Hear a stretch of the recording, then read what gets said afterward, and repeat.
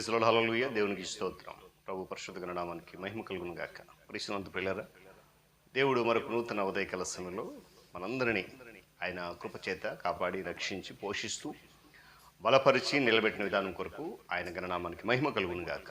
క్రీస్తునందు ప్రియులైన దైవజనులు, స్నేహితులు, విశ్వాసులు, సహోదరులు ఈ కార్యక్రమాన్ని వీక్షిస్తున్న ఆత్మీయులందరికీ యేసే నామములో శుభములు తెలియజేస్తూ వందనాలు కూడా తెలియజేస్తాం. మీరంతా బాగున్నారు కదండి? చాలా సంతోషం. దేవుడు మిమ్మల్ని మీ కుటుంబాలను ఈ నూతన దినంలో దీవించి ఆశీర్వదించును కాక. రండి, అనుదిన అభివృద్ధి ఉదయకల్ప ధ్యానాలైనటువంటి ఈ ఆధ్యాత్మిక కార్యక్రమంలో నాటుపడి పాలిబాక్సులు కండి, వాక్యాన్ని ధ్యానించి దేవాశీర్వాదాలు పొందుకోండి. బైబిల్స్ దగ్గర ఉన్నాయా?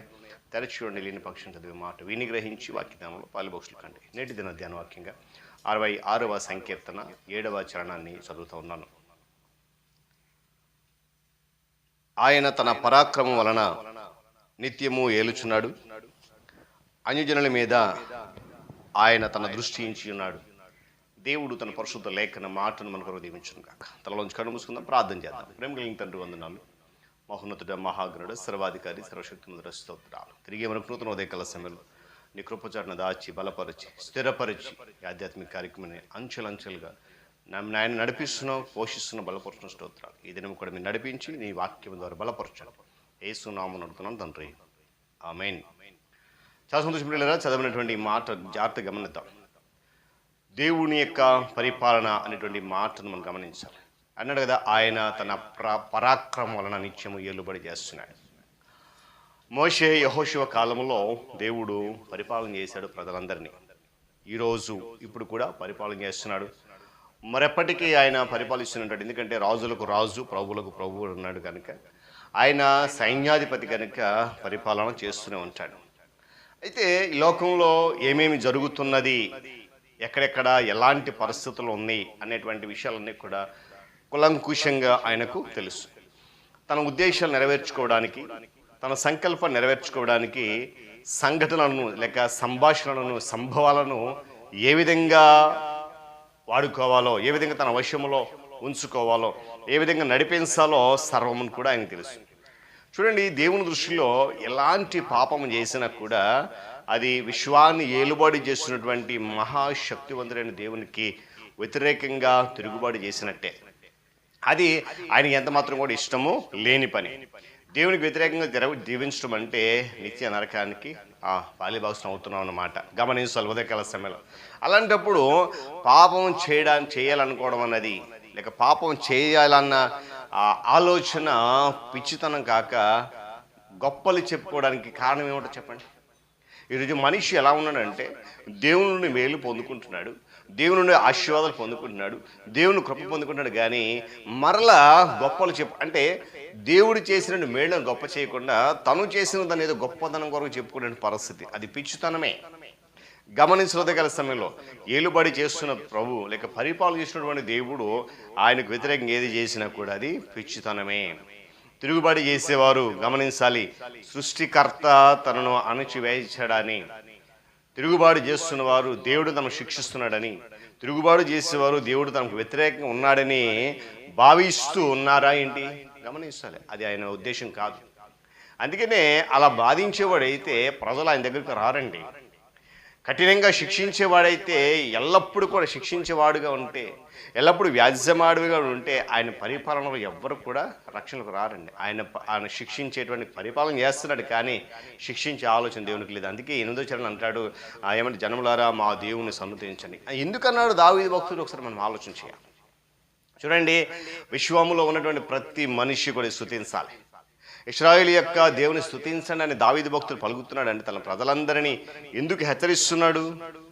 కారణం ఏంటంటే ఆ దేవుడే సృష్టికర్త, ఏకైక నిజదేవుడు ఆయన. అన్ని జాతుల గురించి ఆయనకు ఉన్నతమైన ఉద్దేశం ఉంది. అంతటి ప్రజలంతటి కొరకు ఆయనకు శ్రేష్టమైన సంకల్పం ఉంది. తానే అన్ని జాతులకు, అన్ని రకాల ప్రజలకు దేవుడినే అని అన్ని చివరికి ప్రత్యక్షం ఆయన చేసుకుంటాడు. అందరికీ తను తాను ప్రత్యక్షపరుచుకుంటాడు ఆయన. ఈరోజు మనం బ్రతికి ఉన్నామనంటే ఆయన మూలంగానే, మనం పడిపోకుండా నిలిచి ఉంటున్నామంటే అది ఆయన కృపే. అందుకే అంటాడు ఆయనను స్తుతించండి. వీళ్ళని గమనించండి, దేవునికి ఉద్దేశం ఏంటనంటే తన పిల్లల్లో ప్రతి వ్యక్తిని కూడా దేవుడు పరీక్షిస్తాడు, పరిశీలన చేస్తాడు, పరిపాలన చేస్తున్నాడు, పరిశీలన చేస్తాడు. గమనించాలి ఉదయకాల సమయంలో. చూడండి, క్రమశిక్షణ నేర్పిస్తాడు ప్రాముఖ్యంగా. ఆయన పరిపాలన చేస్తున్నాడు, పరిశీలనలో ఎందుకు చేస్తున్నాడు అంటే, ఒకవేళ మనం క్రమం తప్పిపోతున్నామేమో, ఆ క్రమాన్ని ఆయన మనకు అలవాటు చేయడానికి ఇష్టపడుతున్నాడు.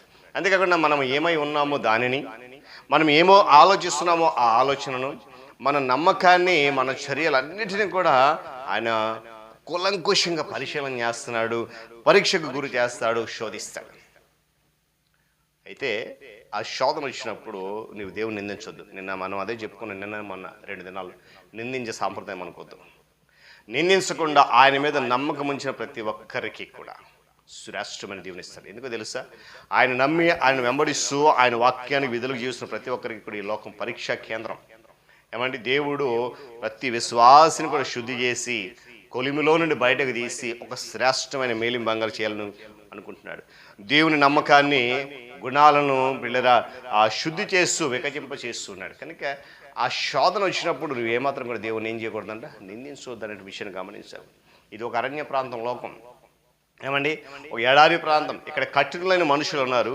వారు విశ్వాసులను వేటాడి పట్టుకుని వారి మీద మోయరాని బరువులు మోపడం, గర్విష్ఠులు వారిపై స్వారీ చేస్తూ వారిని ధూళిలో తొక్కడం జరుగుతుంది. అయితే ఇదంతా కేవలము దేవుని యొక్క మంచి ఉద్దేశాల కొరకే. అందుకే అంటున్నాడు, ఆయన పరిపాలన చేస్తున్నాడు, అన్ని జనుల ఏం చేస్తున్నాడంట, దృష్టించున్నాడు. కనుక ఒక మాట ఉంది అక్కడ, ద్రోహులు తమ్మును తాము హెచ్చించుకున్న.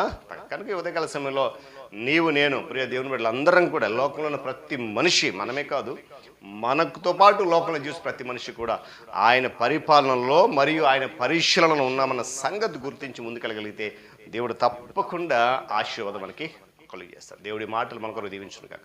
తలలో కన్ను మూసుకునండి, ప్రార్థన చేసుకుందాం. ప్రేమ కలిగిన మా తండ్రి, వందనాలు. మరొకసారి నీ ఉదయకాల సమయంలో నీ సన్ని నిలబెట్టుకున్నావు. నీ పరిపాలనలో, నీ పరిశీలనలో సమస్త మానవాళి ఉన్నది అనేటువంటి సత్యాన్ని ఈరోజు నీ వాక్యం ద్వారా గుర్తు చేసినందుకు స్తోత్రాలు.